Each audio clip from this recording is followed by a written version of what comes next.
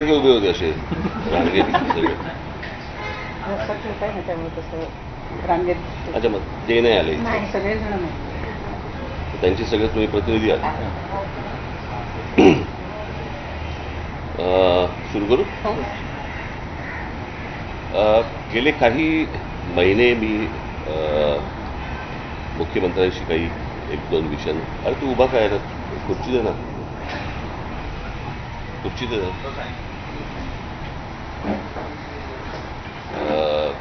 काही महत्त्वाच्या विषयांवरती मी त्यांच्याशी बोलत होतो आणि साधारणपणे त्याचा एक कशा प्रकारे आराखडा आखता येईल. तुम्हाला कल्पना असेल की 2014ला मी एक ॲस्थेटिक या विषयावरती मी एक 16 मिनिटाची डॉक्युमेंटरी केली होती, जी आजही यूट्यूबवरती आहे. ती आता मी इतर भाषांमध्ये पण करतोय ती आता.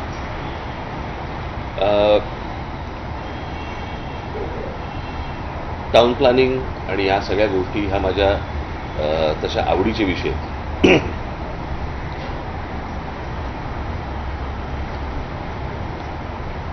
एक स्कॉटिश, मला माहिती आहे की आता मी जे काय बोलणार आहे त्याच्यामध्ये फारसा तुम्हाला इंटरेस्ट नाही आहे, पण तरी पण आता मी कशासाठी गेलो होतो हे तुम्हाला सांगणं गरजेचं आहे. आणि याच्यामध्ये तुम्हाला दुसरीकडे कोणाकडे तरी जाऊन तुम्हाला काय वाटतं असं होणार नाही तुमचं. त्याच्यामुळे तुम्हाला आता ह्या विषयामध्ये किती इंटरेस्ट असेल मला माहिती नाही. एक फार चांगलं वाक्य आहे त्या एका स्कॉटिश साहित्यिकाचं, आणि त्याच्यानंतर ते बऱ्याच लोकांनी वापरलं. मला सुटलं लेनिनने वगैरे पण ते नंतर त्या गोष्टी यूज केल्या थोड्याशा वेगवेगळ्या पद्धतीने, की तुमच्याकडची लहान मुलं कोणती गाणी गातात सांगा, मी तुमच्या देशाचं भविष्य सांगतो, असं ते वाक्य होतं. मला थोडंसं ते बदलावंसं वाटलं आणि ते बदललेलं वाक्य असं आहे की तुमच्याकडे ट्रॅफिकचा तुम्ही केऑस दाखवा किंवा तुमच्याकडची ट्रॅफिकची परिस्थिती दाखवा, मी तुम्हाला तुमच्या देशाचं भविष्य सांगतो. आज मुंबई ही जी शहर आहेत, खास करून मुंबई, ठाणा, पुणा, नाशिक, नागपूर, संभाजीनगर किंवा इतरही आपली अनेक शहरं जी उभी राहत आहेत, यातल्या बऱ्याचशा सगळ्या शहरांमध्ये आज खूप मोठ्या प्रमाणावरती रिडेव्हलपमेंटची कामं मोठ्या प्रमाणावरती उभी राहत आहेत आणि सरसकट सर्रास सगळ्या ठिकाणी ह्या गोष्टी होत आहेत. त्याच्यामध्ये प्रचंड मोठ्या प्रमाणावरती अनधिकृत गोष्टी पण होत आहेत. आज जिकडे 50 माणसं राहत होती त्या ठिकाणी 500 माणसं राहायला आली एका जागेत. माणसं वाढली आहेत, त्यांच्या गाड्या वाढल्या आहेत, ट्रॅफिक वाढलं आहे आणि ते सगळ्या गोष्टी रस्त्यावरती आल्या. म्हणजे साधारणपणे 26 जुलैला जो पाऊस पडला होता तो साधारणपणे काहीतरी, मी चुकत नसेल तर काहीतरी 900 इंच वगैरे काहीतरी पाऊस एका दिवसात पडला होता. परवाचा पाऊस साधारणपणे 400 इंच वगैरे पडला, बरोबर ना. या 400 इंचामध्ये जर ज्या प्रकारचा केऑस आपण मुंबई उपनगर आणि इतर आजूबाजूच्या शहरांमध्ये बघितल्यानंतर आपल्या लक्षात येईल की रस्ते कमी आहेत, ट्रॅफिकला शिस्त नाही, कोणी कुठेही गाड्या पार्क करतायत, काहीही चालू आहे. आणि अशा परिस्थितीमध्ये याचं जर उत्तर आत्ता सापडलं नाही किंवा याच्यावरती जर समजा आत्ता काम नाही केलं राज्य सरकारने, काय झालंय, आपण कबुतरं, हत्ती आणि इतर गोष्टींमध्ये आपण इतके अडकलोय की या ज्या मूलभूत समस्या ज्या आहेत याच्याकडे कोणाचंच लक्ष नाही. म्हणजे लोकांना गाड्या पार्क करण्यासाठी म्हणून ज्या पार्किंग लॉट जे उभे करायला पाहिजेत सरकारकडनं किंवा महानगरपालिकेकडनं, काही केलेत नाही अशाला भागणे, पण लोक तिकडे जात नाहीत. मला असं वाटतं की या ठिकाणी लोकांनी गाड्या पार्क करणं, जिथे पार्किंग नसेल तिकडे, आणि या प्रकारची एक शिस्त लावणं गरजेचं आहे. अनेक ठिकाणी जे आज बाहेरच्या राज्यांमधनं लोक आलेत, बाहेरच्या प्रदेशामधनं लोक आलेत, जे आज ओला आणि इतर टॅक्स्या आणि रिक्षा आणि सगळ्या गाड्या चालवत आहेत, त्यांना माहितीच नाही आहे या शहरांमध्ये काय प्रकारची सिस्टीम असली पाहिजे, कुठे गाड्या पार्क केल्या पाहिजे, कुठे लावल्या पाहिजे. डबल पार्किंग करत असतात, नो पार्किंगमध्ये लावत असतात, कुठेही लावत असतात. आणि त्या दृष्टिकोनातनं मी एक छोटासा आराखडा आज मी मुख्यमंत्र्यांना दिला. त्या प्रकारे आत्ता तिथे मुंबई पोलीस कमिशनर, त्याच्यानंतर मला असं वाटतं ट्रॅफिकचे जॉईंट सीपी कुंभारे साहेब, अशा सगळ्या लोकांना तिकडे बोलवलं होतं आणि तिथे ती बैठक झाली आणि मी काही नमुने त्यांना हा पण आवाज येणार नाही.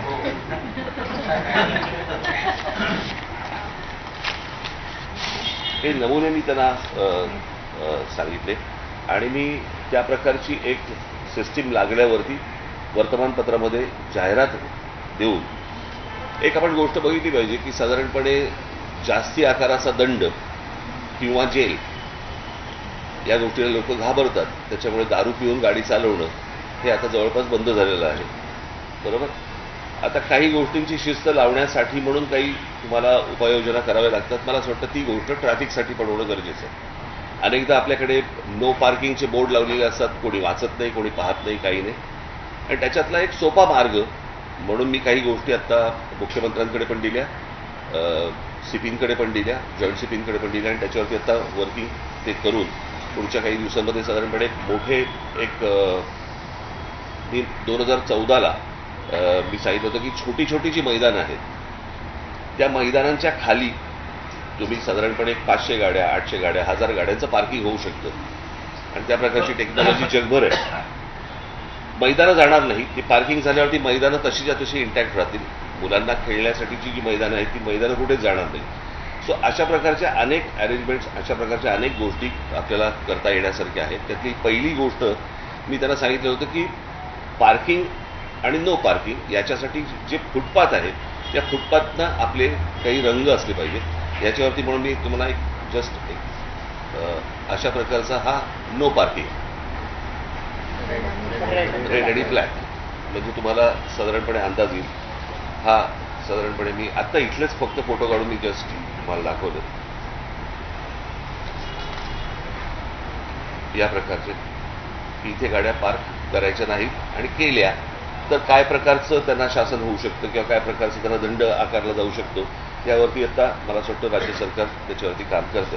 त्याचे जनरल त्यांना आखण्यासाठी म्हणून कुठे कुठे पार्किंग असू नये, तर मुंबईचा मॅप घेता किंवा ठाण्याचा मॅप घेता, पुण्याचा घेता, हे त्यांना सोपं करावं म्हणून. आणि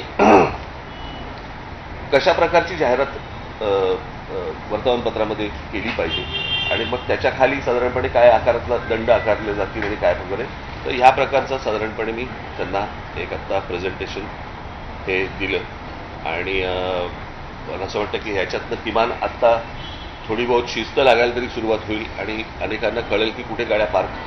आज 2 चाकी वाहनं जी आहेत या 2 चाकी वाहनं आज ट्रॅफिक सिग्नल पाळत नाही. मला अनेक मुंबईकर असे असतील की ज्यांना 100% माहिती आहे की ही गोष्ट की रात्री साधारणपणे 12 वाजता जरी सिग्नल चालू असेल तरी गाड्या थांबायच्या. आता दुपारी 12 वाजता पण थांबत नाही. आणि ही या प्रकारची बेशिस्ती की कायद्याला न जुमानणं आणि कायदा जरी तुम्ही केलात तरी आम्ही आमच्या पद्धतीने वागणार, मला असं वाटतं याच्यातनं शहरं उभी नाही राहणार. आपण अजून वाईट गोष्टींकडे आपण जाऊ. अत्यंत विचित्र लेवलवरचा किऑस हा भविष्यामध्ये मला दिसतोय जर आत्ता याच्यावरती जर काही उपाययोजना झाल्या नाहीत सरकारकडनं तर. कारण त्या प्रकारची बेशिस्ती ही अजून वेगवेगळ्या गोष्टींमध्ये येत जाणार आणि मग ते एकदा हाताबाहेर गेलं की कोणीच काही करू शकणार नाही. आज प्रत्येक एखादी कंपनी असते, एखादी शाळा असते, एखादं कॉलेज असतं, प्रत्येक ठिकाणी काही नियम असतात. मला असं वाटतं शहरांचे पण नियम असतात आणि कशा प्रकारे तुम्ही गाड्या चालवल्या पाहिजेत, कुठे गाड्या पार्क केल्या पाहिजेत, कुठे लोकांना चालायला फुटपाथ नाही आहेत, फुटपाथवरती फेरीवाले बसलेले असतात, काही लिगल असतात आणि इलिगल असतात, त्यांचं काय करायचं. मला असं वाटतं की ह्याचा एक आराखडा या शहरांचा आखणं खूप आवश्यक आणि गरजेचं आहे आणि आत्ता त्याची अत्यंत नितांत गरज आहे.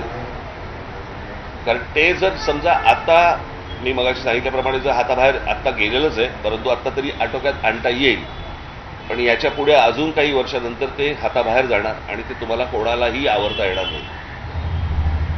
आणि या गोष्टींसाठी म्हणून अत्यंत गंभीर अशी ही बैठक आत्ता मी मुख्यमंत्र्यांबरोबर मी करून आलो आणि पुढच्या काही दिवसांमध्ये त्यांच्याकडनं काही रिझल्ट्स घ्यायला सुरुवात होतील. अशी पार्किंग लॉटचं सांगितलं मी आता ते 3 पार्किंग लॉट्स आत्ता एक मुंबई शहर, मुंबई उपनगरामध्ये 2 अशामध्ये सुरुवात करणार आहेत आणि मग त्याच्यानंतर त्या गोष्टी वाढत जाणार आणि वाढवल्या जातील. आणि कंपल्सरी तिकडे पार्किंग केलं जाईल. साहेब, मुद्दा उपस्थित राहतो की फक्त आता तुम्ही दाखवला तो पार्किंगचा विषय, तुम्ही म्हणलात की टाउन प्लॅनिंगच्या दृष्टिकोनातून अजून काही सजेशन्स केले आहेत, त्या बेसिक कोणत्या केलेल्या आहेत? आणि काल जो पाऊस झाला त्याच्यामध्ये आपण दोन गोष्टी पाहिल्या की नवी मुंबई किंवा त्या परिसरामध्ये तितकाच पाऊस झाला जेवढा वसई विरार परिसरामध्ये झाला. थोडंसं 5-50 ml जास्त झाला असावं मिलीमीटर. तर तरीसुद्धा दोन्ही शहरांमधले जर बघितले मी काही त्यातला तज्ज्ञ नव्हे. मला असं वाटतं जी लोक तज्ज्ञ आहेत त्यांना सरकारने बोलवलं पाहिजे. आणि आपल्याकडे अशा प्रकारचे तज्ज्ञ अनेक आहेत की जे यामध्ये सजेशन्स सरकारला देऊ शकतात. फक्त हे वॉर फुटिंगवरती तातडीने याच्यावरती उपाययोजना होणं गरजेचं आहे. कळलं का? आणि मला असं वाटतं की याच्यावरती मी काही नावं सजेस्ट करीन, आपणही काही नावं सजेस्ट करा की आपण सरकारला सांगून आपण ही गोष्ट करून घेऊ शकतो. पार्किंगच्या व्यतिरिक्त इतर विषयांवर सुद्धा काही झालं का टाउन प्लॅनिंग? नाही, आत्ता मला असं वाटतं हा विषय सगळ्यात गंभीर विषय आहे आणि तो म्हणजे ट्रॅफिकचा. कारण त्याच्यामुळेच सगळ्यात जास्ती किऑस. आता गणपती येतील बरं का, त्या सगळ्या गोष्टी सुरू होतील आणि बस चाललंय म्हणून चालवत राहायचं असं नाही होऊ शकत. काही वर्षांपूर्वी मुंबई महानगरपालिकेनं विशेषतः शहर परिसरामध्ये अनेक विकासकांना जागा या वेगळ्या एका सेक्शनखाली सार्वजनिक पार्किंग उपलब्ध करून देण्यासाठी दिलेल्या होत्या. त्या पार्किंग तयार आहेत, परंतु तिथले दर जे आहेत ते सर्वसामान्यांना परवडणारे नाहीये. त्यामुळे तिथे कोणी जातच नाही. आता मी तुम्हाला सिंपल लॉजिक सांगतो की साधारणपणे आता जर समजा गाड्यांचे दर पाहिले तर पार्किंगचा दर परवडायला काही हरकत नसेल. तुम्ही जर गाड्यांचे आत्ता सगळे दर बघा ना आता काय आहेत ते. आणि साधारणपणे महिन्याला 2,000 आणि महिन्याला 1,500 आणि महिन्याला असे जर समजा 3,000 समजा असतील, बरोबर आहे, तुमची गाडी सेफ राहते, गाडी रस्त्यावरती त्रास देत नाही. सगळ्याच गोष्टी फुकट नाही मिळू शकत ना. मग जर समजा आपण तसं जर बघायला गेलं तर समजा आत्ता एखाद्या भागाचं समजा आता आपण असं पकडूया की साधारणपणे दादर भागामध्ये स्क्वेअर फुटाचा भाव काय चालू आहे? काय 70-80 हजार रुपये स्क्वेअर फूट चालू आहे ना. मग रस्त्यावरती जी गाडी तुम्ही पार्क करता तो किती स्क्वेअर फूट घेता? ते स्क्वेअर फुटात मोजायचंय का आता? असं करून नाही चालणार ना. मला असं वाटतं प्रत्येकाने या गोष्टींचा विचार केला पाहिजे. म्हणजे प्रत्येकाने याचा अर्थ माझ्या सकट सगळ्यांनी, मी काय दुसऱ्याला फक्त बोटं दाखवतो अशाचा भाग नाहीये. प्रत्येकाने या गोष्टींचा विचार केला पाहिजे. ही बर्बाद होतील शहरं. आणि आता आपण बर्बादीकडे चाललेलो आहोत. कशाचा पायपोस कोणात नाही. आज मुंबईमध्ये एवढ्या एजन्सीज काम करत असतात. म्हाडा आहे, मुंबई महानगरपालिका, इतर सगळ्या कोणाच्या एकत्र बैठका होत नाहीत. आपण दरवेळेला सगळ्या गोष्टी विनोदाने म्हणत असतो की हे खणून गेले की हे येतात, मग हे खणून जातात, मग हे आपण विनोदाने बोलतो. पण मला असं वाटतं की ह्याचा एकदा काहीतरी सोक्षमोक्ष लागला पाहिजे ना. त्याचं उत्तम उदाहरण म्हणजे परवा तो मोनोचा जो प्रकार, तो काय झाला, ती तिरकी झाली. बरं, मी आता हे गेले अनेक वर्ष सांगतोय, रोज या शहरांवरती माणसं आदळत आहेत, रस्ते मोठे होत नाहीयेत, इमारती वरती चाललेले आहेत. मी आता त्या सिपिंगशी पण मी तेच बोलत होतो की आता हे तुमचा काय तो सी लिंकला तिथे त्या ब्रिज कॅन्टीच्या इकडे एक पार्किंगचा लॉट केला होता. तो काही प्रेशरने काढायला लावला.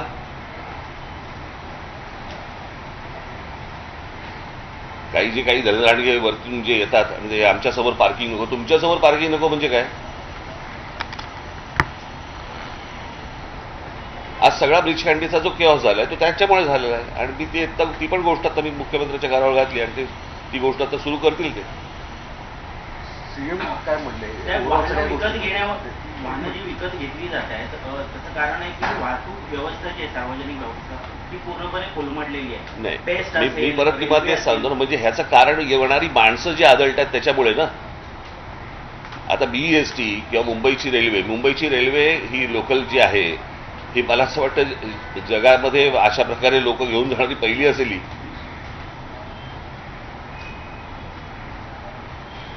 ज्या प्रकारे लोक रोज लोकलमधनं प्रवास करतात हे थक्क करणार आहे. त्याच्यातही तुम्ही रोज रेल्वे चालू आहे. पण मी माझा मूळ मुद्दा येतो की ही माणसं येणारी थांबवली पाहिजेत. तुम्हाला बाहेरच्या राज्यांमधली बाहेरची शहरं ही तुम्हाला डेव्हलप करावी लागतील. माणसं येणं थांबवणं गरजेचं आहे, त्याशिवाय हे प्रश्न सुटणार नाहीत. पण त्यातल्या त्यात आत्ता मला असं वाटतं जेवढ्या गोष्टी आपल्याला हातात शक्य आहेत तेवढ्या तर गोष्टी केल्या पाहिजेत. मी दरवेळेला सांगत असतो की बाबा 4 प्रकारच्या जमिनी आहेत. एक आहे मुंबई महानगरपालिकेची, एक आहे राज्य सरकारची, एक आहे केंद्र सरकारची आणि एक आहे खाजगी. या तिन्ही जागांच्या वरती झोपडपट्ट्या होतात. खाजगीवरती गोदरेजची तशी तशी इंटॅक्ट लँड आहे, कारण त्याला आईबाप आहे. आपल्याकडे कुंपणच शेत खात आहे.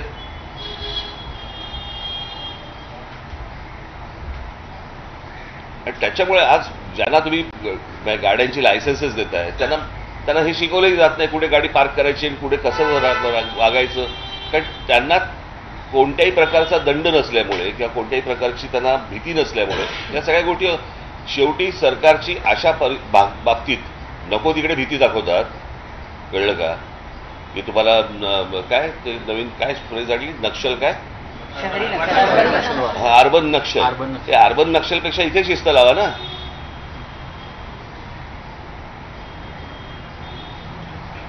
इथे गरजेचे आहेत. उद्या ज्या प्रकारच्या जमिनी ज्या गौतम अदानीच्या घशात घातल्या जात आहेत, काय होणार मला जर सांगा. तिकडे त्या धारावीमध्ये कुठचे रस्ते आणि कुठचं काय करणार आहेत. आपल्याकडे नुसत्या स्कायस्क्रॅपर्स होत आहेत, उंच इमारती होत आहेत, परंतु खाली काय? आज पुण्यासारखी परिस्थिती. पुण्यात तुम्ही जाऊन बघा, तुम्ही थायलंडला जाऊन बघा. नुसते मोनोरेल्स आणि ह्यांच्या तुमच्या फ्लायओव्हर्स आणि ब्रिजेसने ह्यांनी नाही प्रश्न सुटणार.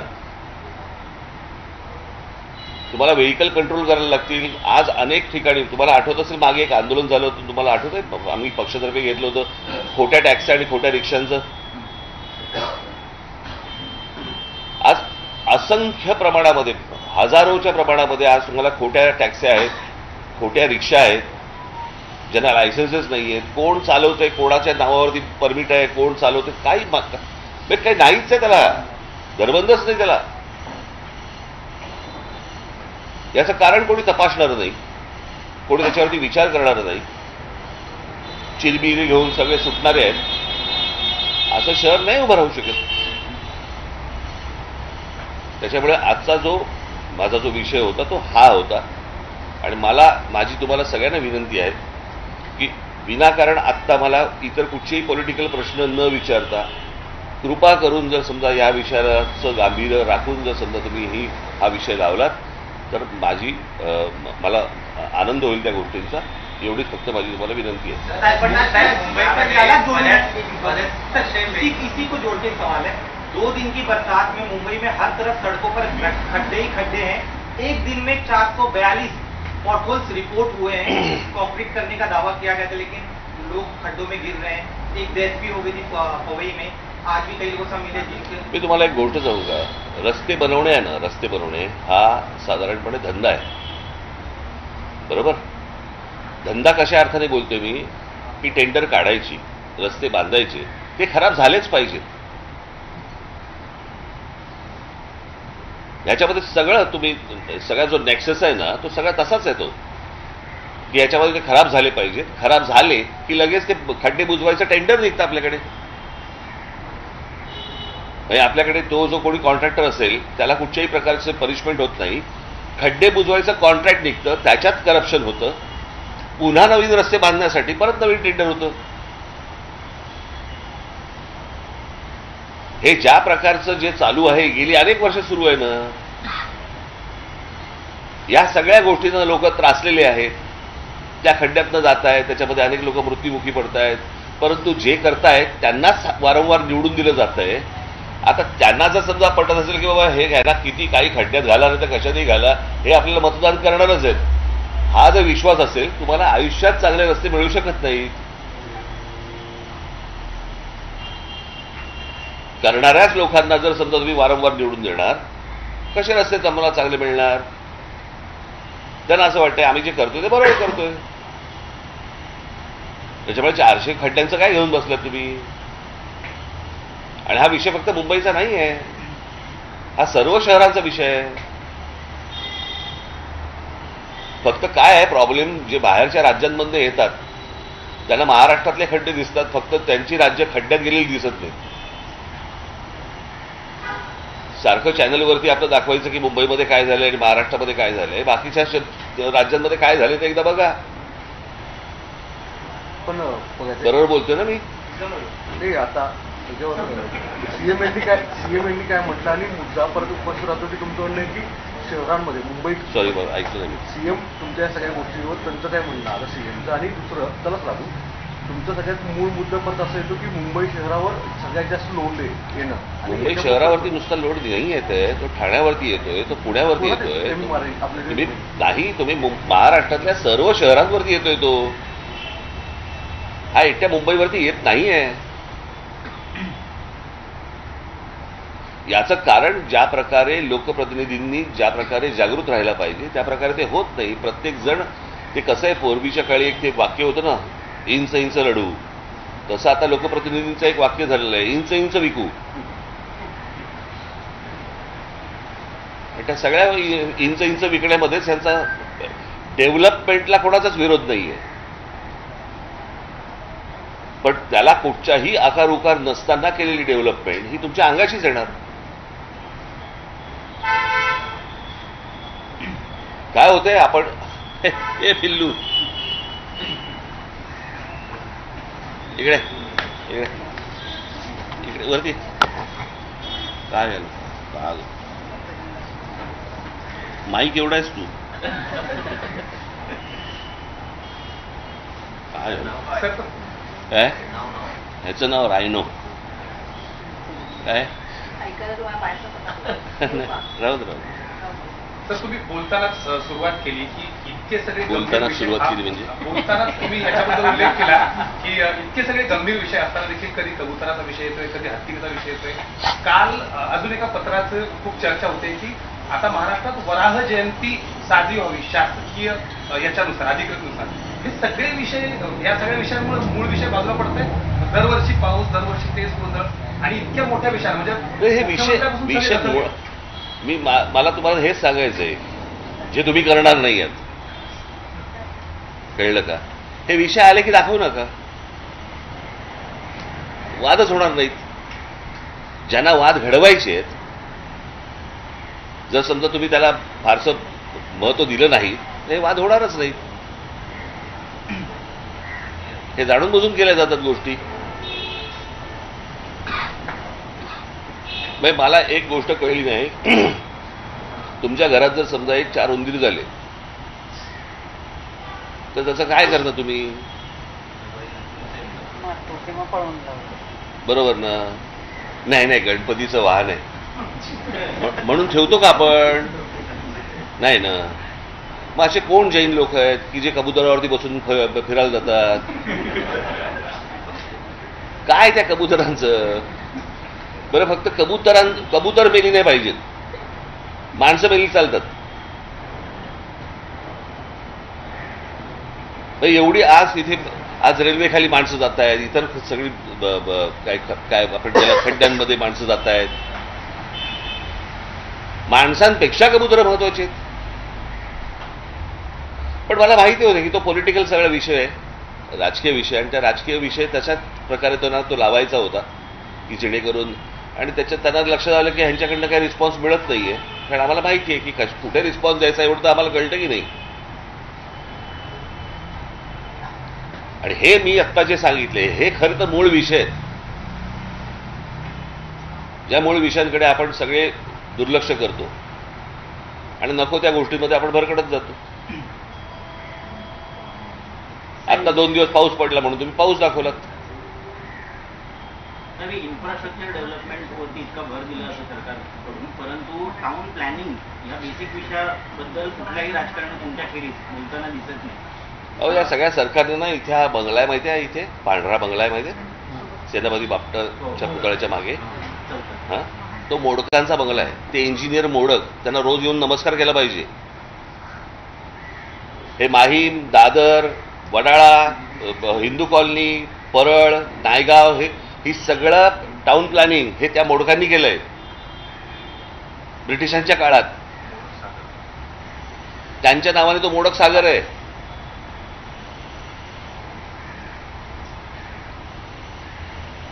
ह्या गोष्टी आपल्या समोर आहेत ना.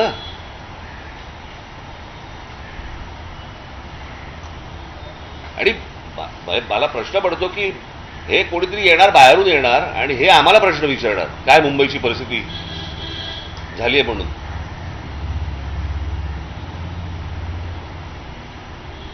तो जो बाहेरून जो लोंढे येतात त्याच्यामुळे अनेक गोष्टी इथे उभ्या राहिल्या, अनेक प्रॉब्लेम्स इथे उभे राहिले.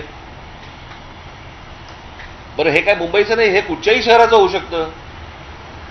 उद्या जर समजा तुम्ही कुठच्या दुसऱ्या राज्यांमध्ये गेलात आणि इतकी माणसं जर त्या राज्यामध्ये लखनौमध्ये गेली, आता मला तुम्ही सांगा त्या कुंभच्या वेळेला त्या काय ते प्रयागराज, त्याची लोकसंख्या किती आहे प्रयागराजची? काय किती असेल? 40 लाख. आता 40 लाख लोक राहतात तिकडे. कुंभसाठी जर समजा काही कोटी माणसं गेली तर त्याचं काय होईल? तिकडे तर जाऊन परत आले, इकडे तर येत आहेत आणि राहत आहेत. काय होईल मला सांगा या शहरांचं? आज तुम्ही नुसतं पत्रकार म्हणून विचार करू नका. उद्या तुमची मुलं आहेत, त्या मुलांची मुलं आहेत, ती इथे राहणार आहेत. कशी राहणार आहेत?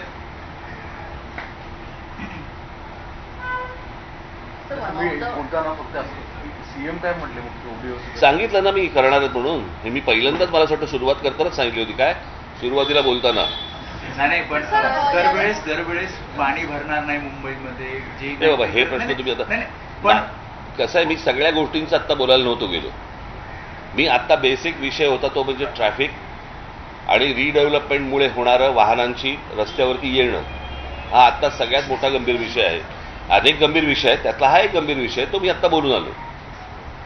Sir, one of the reason for the traffic congestion is the missing link. There are missing links.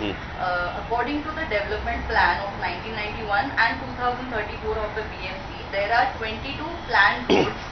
If implemented, there will be no need for coastal roads or external roads. But that doesn't seem to be in planning at all. प्रश्न असा आहे ना की आपल्याकडे कायदे आहेत, बरोबर आहे. आपण लॉ अँड ऑर्डर म्हणतो ना. सो लॉ आहे, ऑर्डर नाही आहे. आपल्याकडे कायदे आहेत, आपल्याकडे सगळ्या गोष्टी आहेत, परंतु या प्रकारची कोणतीही गोष्ट काय, मी तुम्हाला तेच सांगतो ना की हा विषय गंभीर महत्वाचा आहे. हेच मुळात राज्य सरकारमध्ये मान्य होत नाही ना. हे राज्य सरकार फक्त नाही म्हणत मी, अगोदरची सगळीच राज्य सरकार. तुम्ही कोणत्याही राज्यामधल्या राज्य सरकारमध्ये टाउन प्लॅनिंग असा विषयच येत नाही. आपल्याकडे डीपी बनतो पण टीपी नाही बनत.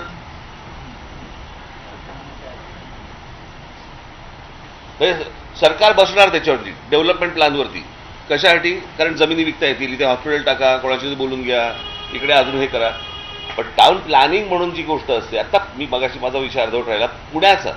पुण्याची परिस्थिती तर आता अशी आहे की पुणे साधारणपणे एखाद्या शहराची लोकसंख्या किती असते ना त्याच्याप्रमाणे साधारणपणे तिथे 15% रस्ते लागतात. आत्ता पुणे शहराची परिस्थिती अशी आहे की तिकडे साधारणपणे 7 का 8% फक्त रस्ते. कारण रस्ते जुनेच आहेत. ह्या बाजूनी पुणे वाढतंय, पण पुण्यात जर समजा बघितलं तर रस्ते तेवढेच आहेत. त्या ठिकाणी आज मुंबईमध्ये रस्ते तेवढेच आहेत. त्या ठिकाणी जर समजा तुम्हाला इमारती येत गेल्या आणि 50च्या ठिकाणी 500 माणसं आली, कसं होणार मला जरा सांगा. आता माझी सीपी पण तेच बोलवते. तुम्ही, मला असं वाटतं की मला तुम्ही सीपीना भेटा एकदा या विषयामध्ये. ते म्हणाले की तिकडे आता जे हे काय तुमचं झालं ना फिनिक्स आणि ते सगळं काय, कोण तो अजून कोण, इंडिया बुल्स वगैरे, त्या लोकांना सांगितलं होतं की तुम्ही बिल्डिंग इमारती आतमध्ये घ्या, रस्ता वाढवता येईल वगैरे. काही नाही, लक्षच नाही. आणि संध्याकाळी म्हणे तिथे त्या रस्त्यावरती अचानक 6-8 हजार गाड्या बाहेर पडतात.